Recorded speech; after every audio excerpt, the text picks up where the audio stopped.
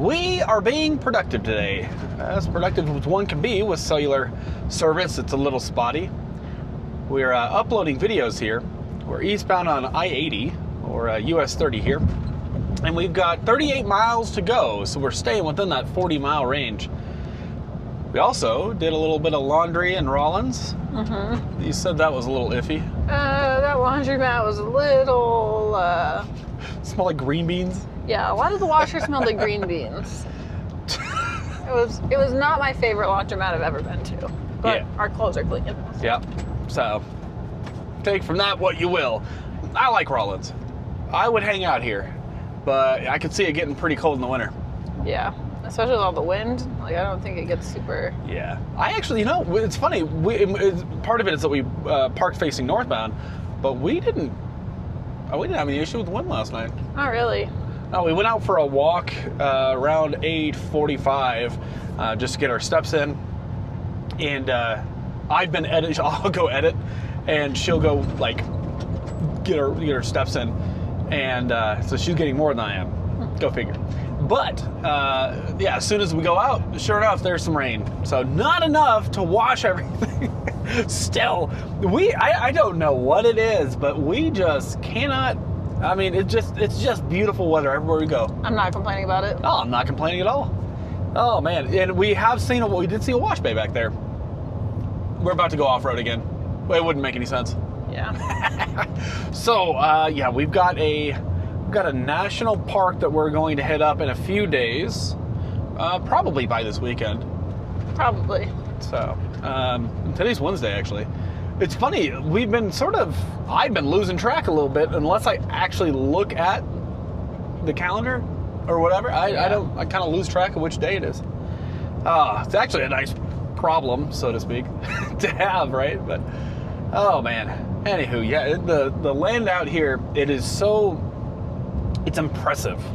I've been showing these little snippets of the land that we're driving through, and it's beautiful. Mm-hmm. This feels like desert, but then you end up with this gorgeous red rock all around you, and then the next it's these like intense hills, and then it's flatlands, and I love it. Yeah, it's really pretty. And then the best part, I think, is there's not so much development. There's enough that, like, it's nice there was a Walmart in Rollins, but you can go for quite a while before you see development. There's no urban sprawl and all that nonsense. Yeah. So, it's been nice getting out of the city.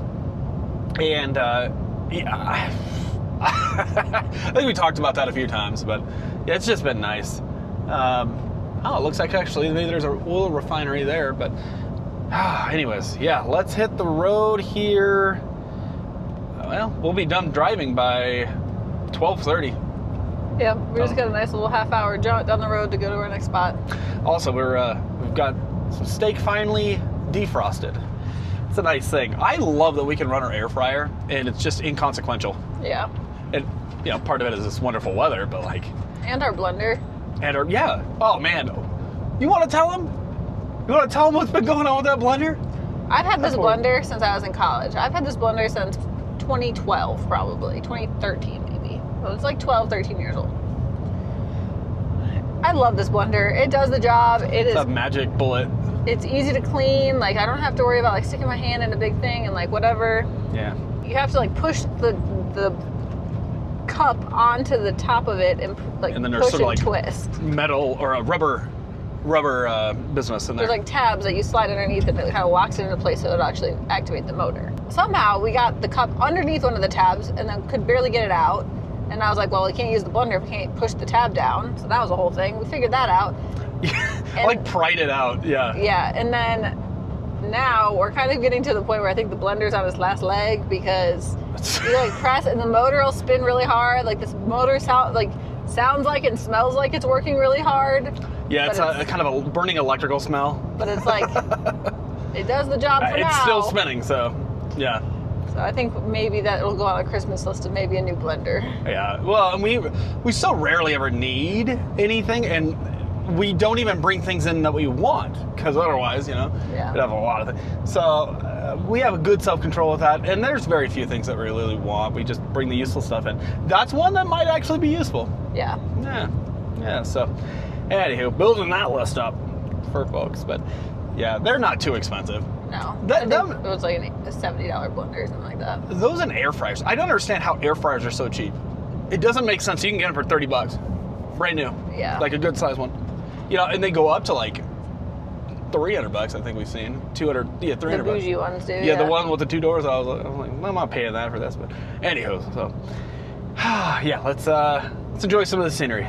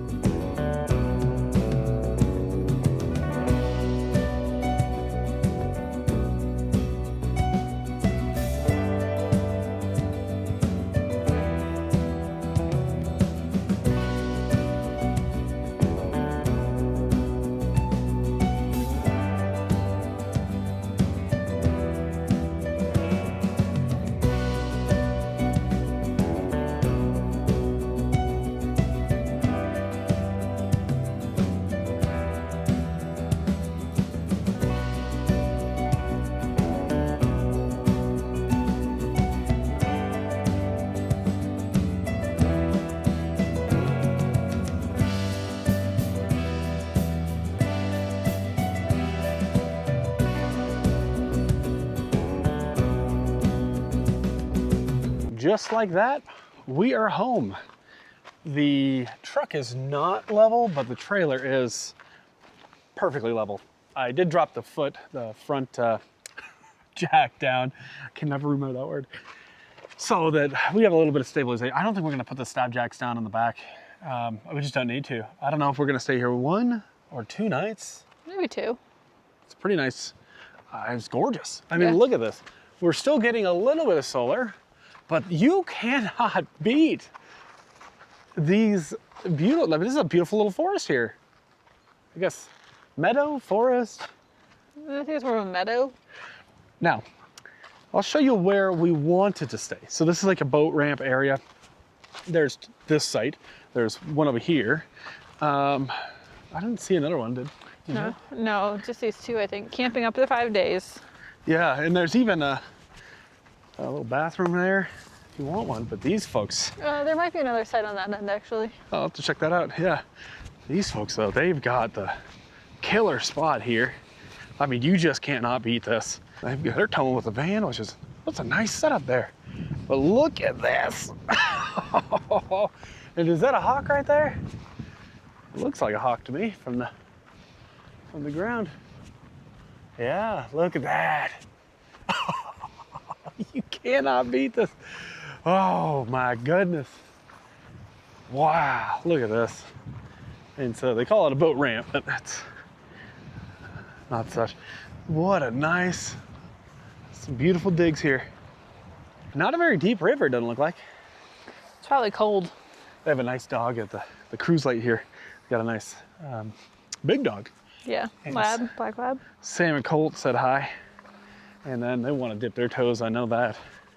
But, so we don't want to cramp his style, but this would be a great spot. You could even set up maybe right over there, but. Well, there is a sign that says keep the boat launch empty, so I don't know what that means. Yeah, we're not gonna do it, but man, that's a good spot. That's a good spot. I mean, you'd have a tough time getting me to leave after 5 days there, I'll tell you. Yeah, wow.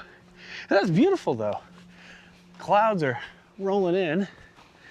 I don't think it's gonna be stormy or anything, but we don't worry about rain and such. No. We just don't worry about it, you know? I know, especially with our steam, we worried a lot about rain. We did. For good reason.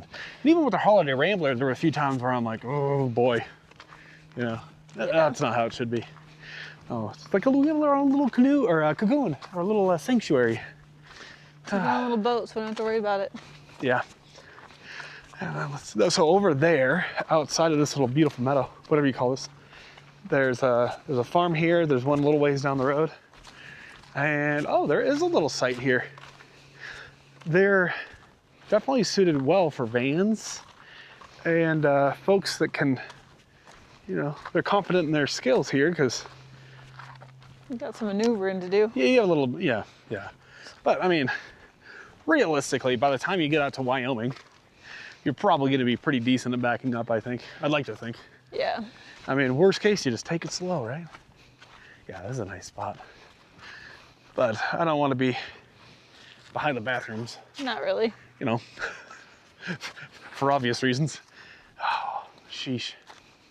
Yeah, Wallace private property over here. Yeah. Wow, it's like a painting. It is. It disgusts me how beautiful this is. Oh, it's wild. The road in isn't too bad either. It's not. No, it's a dirt road, but it's not super. It's not as bad a washboard as we've experienced in the last month. Wow. I mean, if this isn't living, I don't know what is. Yeah. It's nice. And it's I mean, I'm sure this would be beautiful any time of year, but I mean, especially right now. Oh boy. Wyoming does not disappoint. No, it doesn't.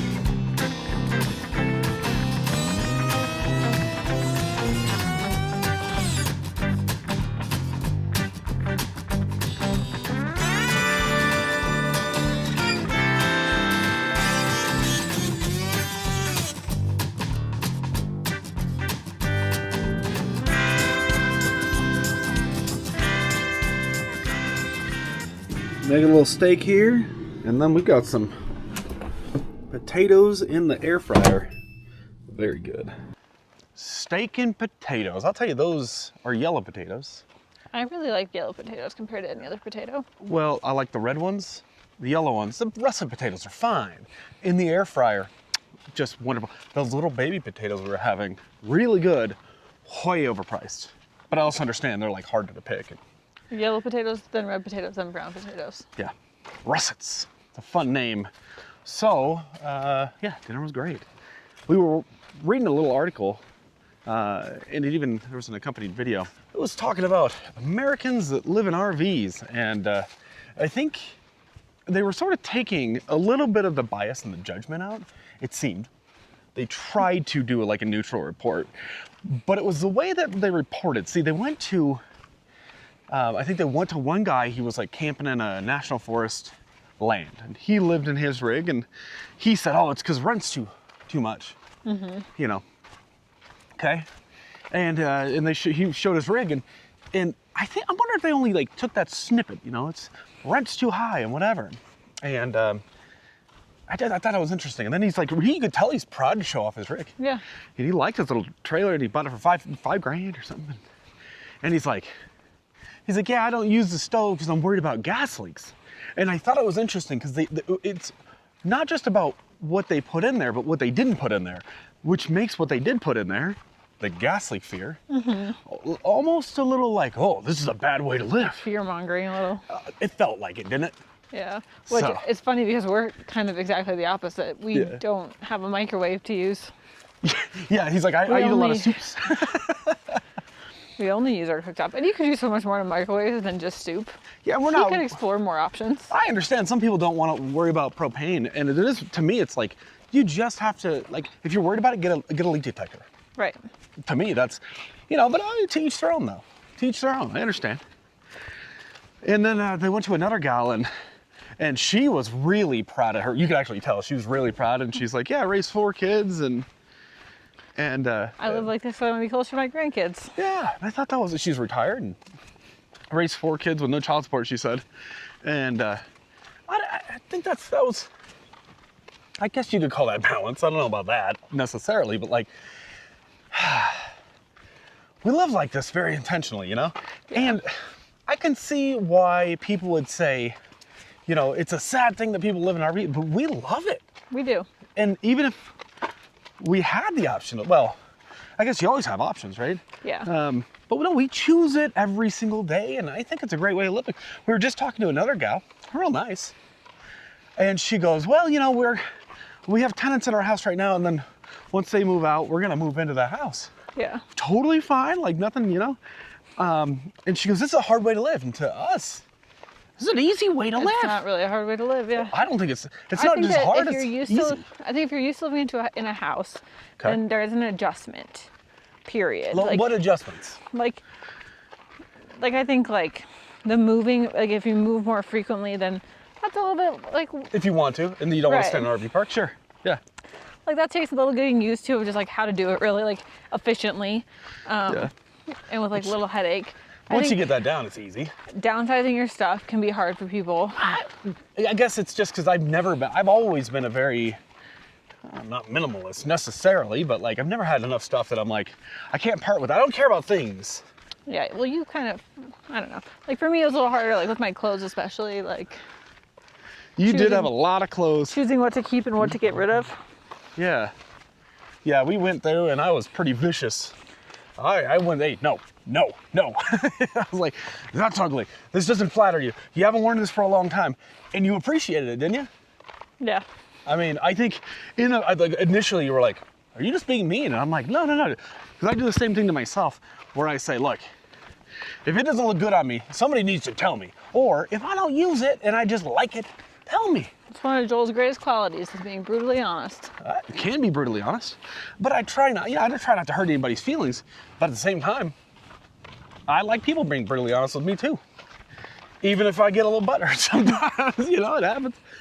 But anyways, I just see this article and I was reading the comments too, and I think people see it as a great tragedy.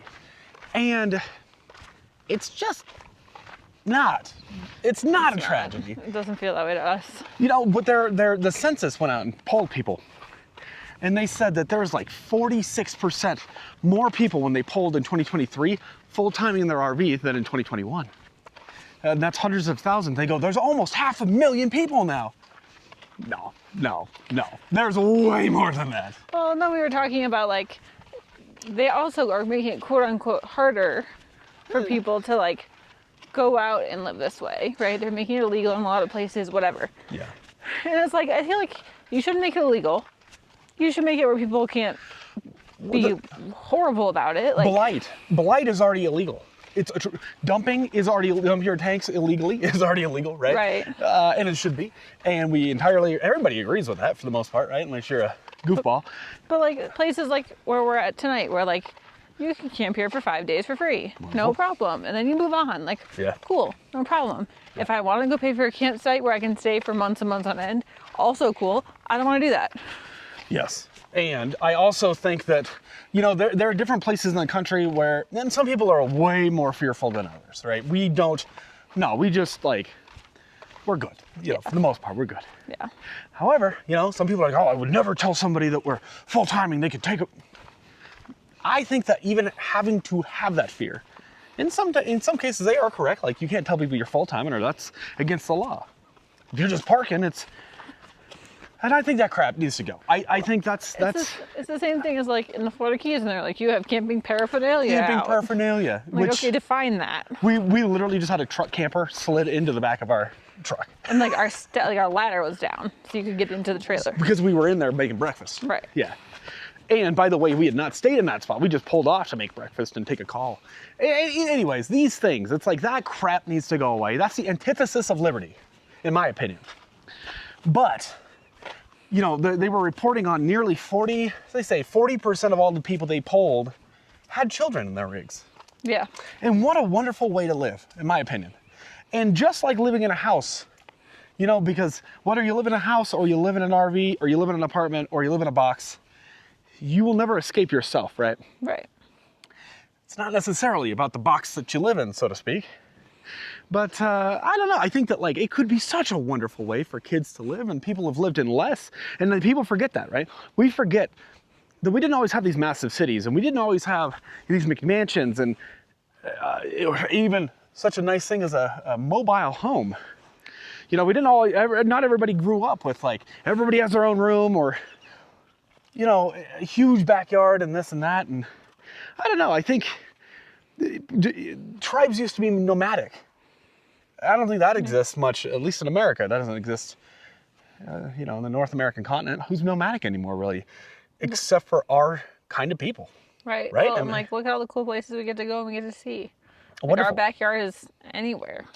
And not only that, but I think we save money considering how much freedom we have. Yeah. I think we save money, and it can be expensive, but that's up to you. You know, and you could get in for $500 minivan, let's say, or you know, a $3 million Prevost, and that's wonderful. And we're just speaking all the things you guys already know. But I think that when I'm seeing these articles, it just blows my mind. You know, not only as somebody who has been making this YouTube channel, this vlog of how we live for 3 years now, maybe more. Yeah. Yeah. But, which is wild. But also, just as a human being, like, this is still surprising that you guys are reporting on this. You know, it's not me. Right. You know, but at least they weren't saying anything negative, I suppose. Like, oh, this is a terrible thing. But I just wanted to point out, I thought that was kind of interesting that there's still people that go, it's a terrible thing to live in an RV. And I hope that eventually people will shift that mindset into, wow, how wonderful is it? You know, and some millions of people already have. Well, that, and they also were talking about, though, that this is a byproduct of the housing market being so costly. Like, Yes. houses in general and apartments and everything everywhere have gone up so much in price that it's not affordable for people to live any other way anymore. Right, and I think there's certainly an argument to be made that, like, cars are cheaper if you adjust for inflation, and they last longer. College is more expensive, for sure. Yeah. And there are houses to be had. But, you know, there's a factor of economic opportunity in those areas where the houses are, quote unquote, affordable. Right. And when you know, by necessity, I say, like, if you bought an 1,100 square foot home, brand new, let's say, compare that to 1960, is it more expensive? You know, if you adjust for inflation and salaries and such, is it? Or are we just going based on what's out there, which they're going to build McMansions because that's what people want. Yeah. You know, and I say this, seeing this I believe that's a double wide trailer over there, you never know. It's probably very small on the screen. Yeah. That's a beautiful little house. Yeah, it is. And that's, I mean, compared to 1960, that's probably bigger than a lot of those houses were. Yeah. You know, and they say, oh, people could afford this and that. And it's like, I honestly just think that the expectations have changed. And there's also the factor of getting loans, you know, there is that. Right. Or if you want to rent, you know, finding a place that's, you know, so there's that. But then if you're trying to be in the city, it's going to be expensive. Yeah. I can't think of any city where it's not going to be. No, it's going to be expensive everywhere. And even Dallas. Dallas is extraordinary now. Yeah. Wow. They used to be, I mean, that's why everybody was moving to Texas. All the Californians moving to Texas because they're always cheap. And now it's just as expensive in Texas as it is in California. But the moral of the story is that I hope what I read into that article was the adjustment there. I hope that's correct. That, like, we're just seeing alternative living, which I wouldn't call it alternative, it's just living. Yeah. Your box is alternative, I guess, you know. Whether your box doesn't move, it's a big box, small box, whatever. We're just living in boxes. Right. Right? Yeah. Like, don't judge. I don't know. Boxes on wheels, boxes on the ground. And I know there's some of you folks, like, I'll look at old trailers that are, you know, whatever, but I still get excited. Because I'm just like, man, that's a cool little trailer. I love new trailers, but I also am like, look, just because something doesn't look quite as nice, doesn't mean it. I still get excited about it, because it's everything has potential, you know? I don't know, I like that. So, and just, it's kind of like one man's trash is another man's treasure, but, like, not as rude. Just because it doesn't look as nice to you, you know, that's someone's home potentially. Yeah. You know, and the more we judge, the harder it gets for everybody, I think. Or at least their vacation home. A vacation home, that's right. But I still think it's crazy though. We're going through these little towns out here and whatever, and people actually have, like, some decent home, you know, good sized homes, you know? Yeah. And they have an RV. I'm like, you got 2 homes? How can you afford 2 homes? You know what I mean? Yeah. I don't know, whatever. But everybody lives their life a little different. And everybody has an opinion on what you should and shouldn't do. Right. And we just don't buy most of that crap, honestly. And people are passionate about it. They'll get angry if you don't agree. Right. But I don't think we buy into most of that crap. No.